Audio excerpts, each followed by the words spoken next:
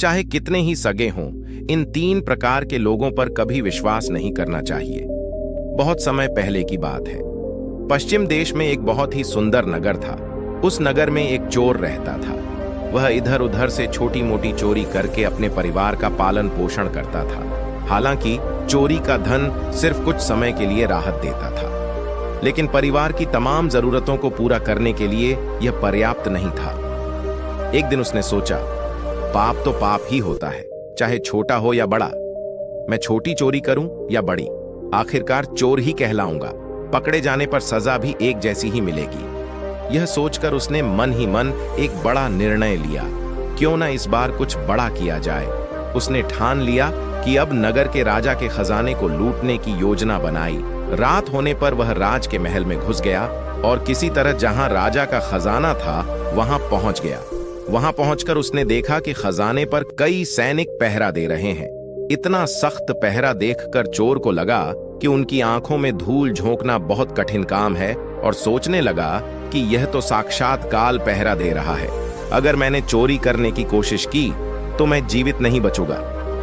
यह सोचकर चोर उल्टे पांव लौटाने लगा और लौटते समय उसने सोचा कि खाली हाथ लौटने से अच्छा कुछ ना कुछ तो यहां से लेते चलूं। मेरा यहां आना व्यर्थ नहीं होना चाहिए। चोर के दिमाग में विचार आया कि राजा के शयन कक्ष में जाऊंगा जहां राजा सोता है और शायद राजा इस समय अपने कपड़े उतार कर सो रहा हो। मैं राजा के राज वस्त्र चुरा कर ले आऊंगा और उन्हें पहनकर आसानी से धन चुराकर यहां से निकल जाऊंगा। पहरेदार को लगेगा कि मैं राजा हूं, इसलिए वे मेरे रास्ते में नहीं आएंगे और मेरा काम आसान हो जाएगा। ऐसा निश्चय कर चोर राजा के शयन कक्ष के प्रवेश कर गया और उसने हल्के हाथ से पर्दा हटाकर देखा तो अंदर का नजारा देखकर आश्चर्यचकित रह गया। उसने देखा कि राजा अपने पलंग पर गहरी नींद में सो रहा है और उनकी रानी अर्धनग्न अवस्था में पलंग पर बैठी हुई है। रानी को जागता हुआ देखकर चोर के हाथ पैर फूल गए और वह एक तरफ दीवार और पर्दे के पीछे खड़ा हो गया और रानी के सो जाने का इंतजार करने लगा।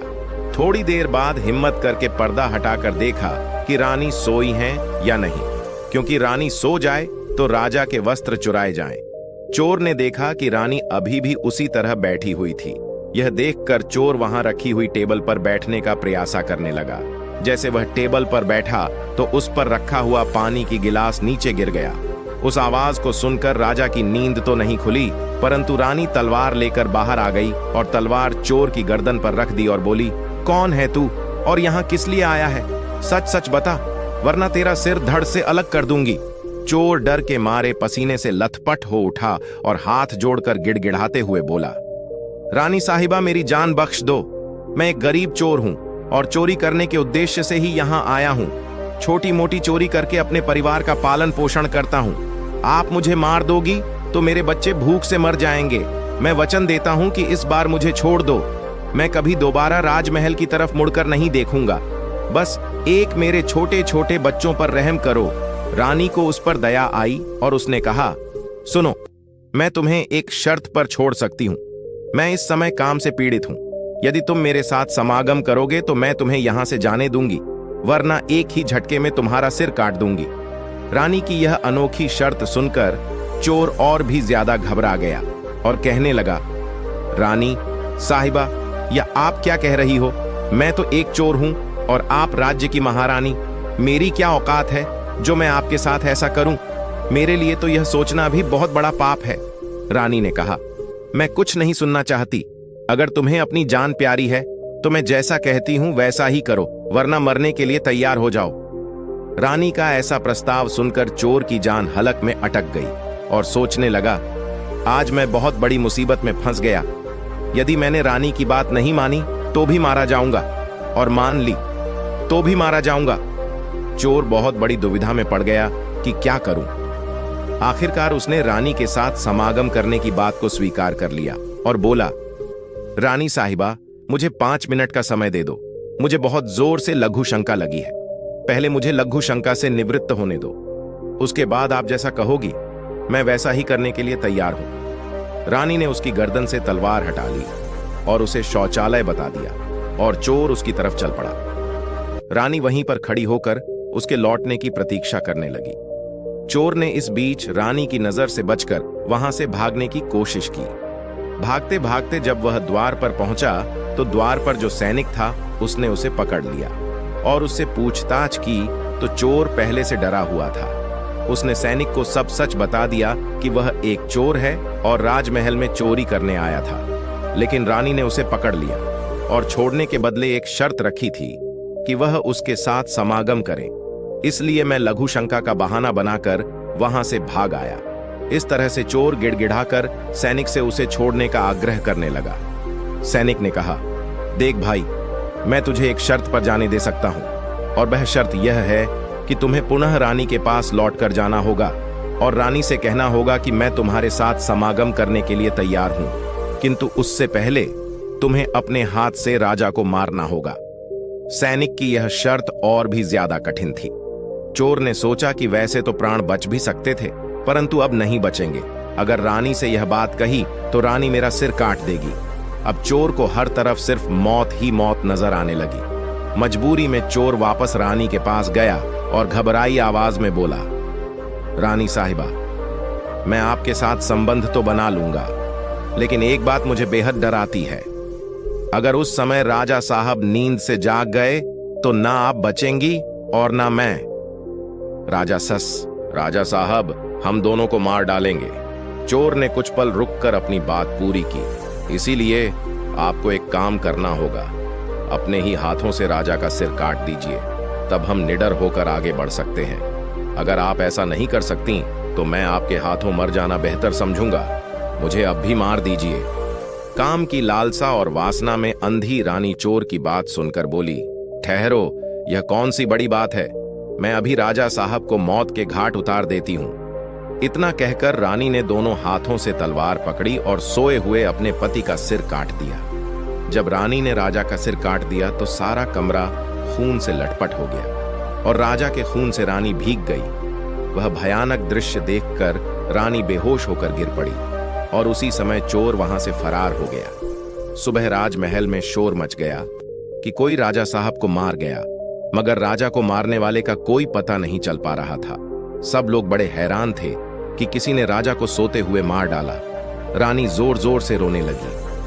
पूरे राजमहल में केवल वही सैनिक जानता था कि रानी और उस चोर में से किसी एक ने ही राजा की हत्या की थी, लेकिन उसने इस बारे में किसी को नहीं बताया। राजा के अंतिम संस्कार की सारी तैयारी हो चुकी थी। रानी ने घोषणा की कि वह अपने राजा के साथ सती होना चाहती है। इस घोषणा के बाद किसी को भी रानी पर शक नहीं हुआ। अगर रानी ने राजा की हत्या की होती तो वह अपने राजा के साथ सती क्यों होती। इस बीच रानी सारे श्रृंगार करके राजा के साथ चिता पर जाकर बैठ गई। राज्य के सभी लोग एक एक करके चिता पर लकड़ियां रख रहे थे और उन्हें नमन करके पीछे लौट रहे थे। इस प्रकार सबसे अंत में वह सैनिक भी राजा की चिता पर लकड़ी रखने गया जो इस रहस्य को जानता था। उसने धीरे से रानी के कान में कहा, महारानी, आप तो सती हो जाएंगी, लेकिन मुझे इतना तो बता दीजिए कि राजा को आपने मारा था या उस चोर ने। यह सुनकर रानी चौंक पड़ी। वह समझ गई कि इसका मतलब इस भेद को यह सैनिक भी जानता है। रानी ने कहा, सुनो, राजा को ना तो मैंने मारा है ना उस चोर ने। अगर तुम्हें यह जानना है कि राजा को किसने मारा है तो तुम नगर से बाहर उत्तर दिशा में जो जंगल है उसमें चले जाओ। वहां एक कुटिया में एक बुढ़िया रहती है, वह तुम्हें इस रहस्य को जरूर बता देगी। सैनिक को यह रहस्य जानना था, इसलिए वह अगले ही दिन रानी के बताए अनुसार जंगल में चला गया। जंगल में पहुंचने पर उसे वह कुटिया दिखाई दी जिसमें वह बुढ़िया रहती थी। सैनिक उस बुढ़िया के पैर पकड़कर बोला, मां जी, मैं एक रहस्य जानने के लिए आपके पास आया हूं। राजा साहब की हत्या किसने की, मुझे बताइए। तब बुढ़िया मां कहती हैं, बेटा, अगर तुझे यह रहस्य जानना है तो तुझे एक काम करना होगा। मेरी कुटिया के बाहर एक बकरा बंधा हुआ है, तू अपनी तलवार से उसका सिर काट दे और सिर काटते ही बकरे की दाढ़ वहीं गिर जाएगी और उसका सिर हवा में उड़ने लगेगा। तब तुम उस बकरे के सिर के कान पकड़कर लटक जाना। वह बकरे का सिर तुझे जिस जगह पर ले जाएगा वहां पहुंचकर तुझे तेरे सवाल का जवाब मिल जाएगा कि राजा को किसने मारा है। अब सैनिक ने वैसा ही किया। कुटिया के बाहर जो बकरा बंधा हुआ था, सैनिक ने उस बकरे का सिर काट दिया। सिर कटते ही वह हवा में उड़ने लगा। उसने झपट कर बकरे के दोनों कान पकड़ ली। वह सिर उड़ता हुआ उसे उस भयंकर वन के बीचों बीच ले गया। उस जगह पर एक गुफा बनी हुई थी। उस गुफा के द्वार पर जाकर वह सिर नीचे उतर गया। सैनिक सोचने लगा कि इस जंगल में ना तो कोई मनुष्य दिखाई दे रहा है, यहां भला कौन मुझे राजा की मौत का रहस्य बताएगा। वह गुफा के द्वार पर खड़ा यही सोच रहा था, और वह गुफा एक राक्षस की थी, जिसमें वह राक्षस और उसकी एक बेटी रहते थे। अब शाम हो गई थी और वह राक्षस अपने भोजन के लिए बाहर गया हुआ था। गुफा के अंदर उसकी बेटी मौजूद थी। इधर जब राक्षस कन्या को किसी मनुष्य की गंध मालूम पड़ी तो वह द्वार पर निकल कर आई। उसने देखा कि एक हठाकटा नौजवान गुफा के द्वार पर खड़ा है। राक्षस कन्या ने सोचा कि अगर मैंने इसे खा लिया तो मेरे एक समय की भूख मिट जाएगी, और अगर मैंने इसे जिंदा रखा तो यह नौजवान मेरे बहुत काम आएगा। राक्षस कन्या ने तुरंत एक सुंदर लड़की का रूप बनाया और उसके सम्मुख पहुंच गई। इतनी सुंदर स्त्री उसने आज तक पहले कभी नहीं देखी थी। वह सैनिक उसे देखते ही उस पर मोहित हो गया।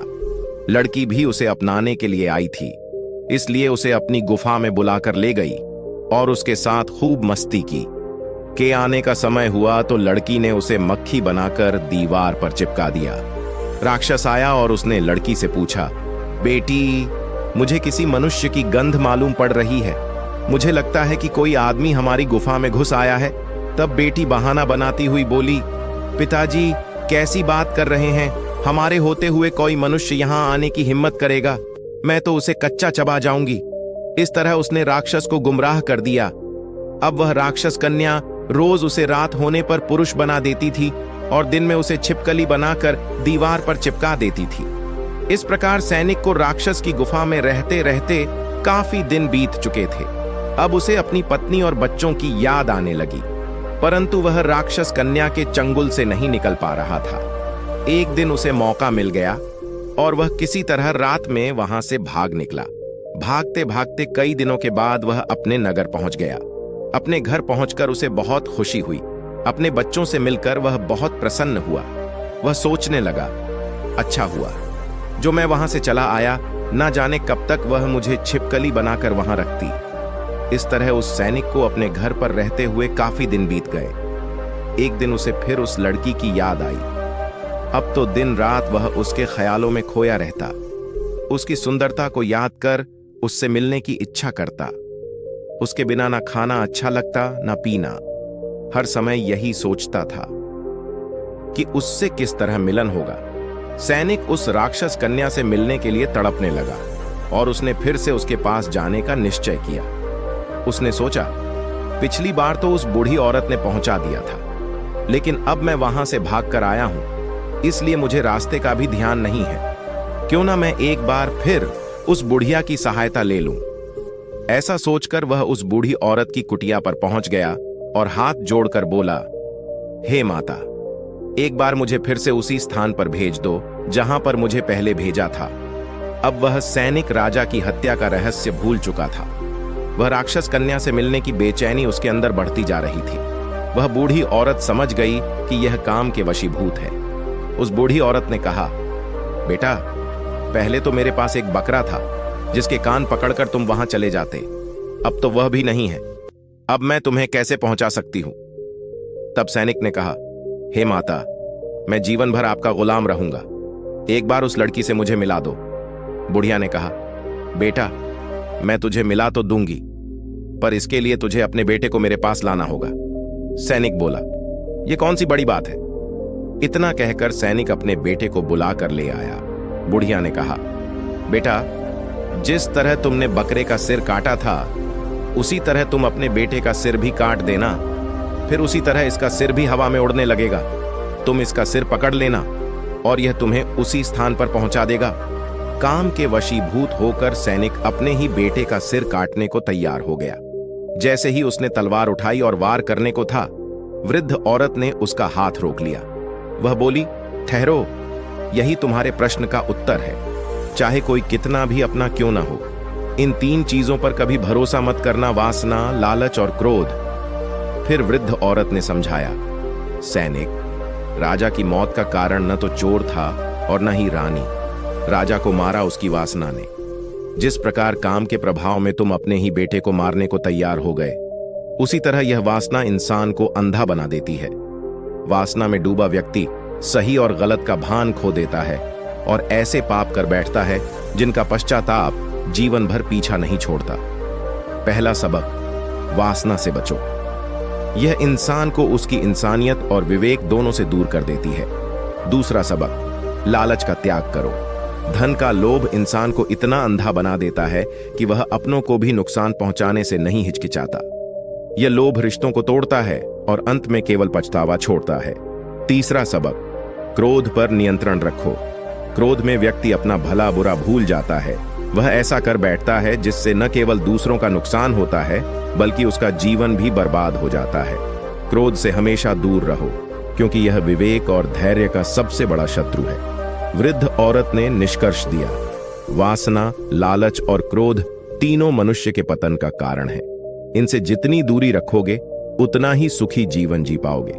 याद रखो, इन तीनों का साथ जीवन भर पछतावे का कारण बनता है। यह कहानी हमें जीवन के सबसे बड़े सबक देती है। संयम और संतोष ही सच्ची खुशी का आधार है। अगर यह कहानी आपको पसंद आई हो तो इसे अपने दोस्तों के साथ जरूर साझा करें, ताकि वे भी इससे प्रेरित हो सकें। आपकी राय हमारे लिए बेहद खास है, इसलिए अपनी प्रतिक्रिया देना न भूलें।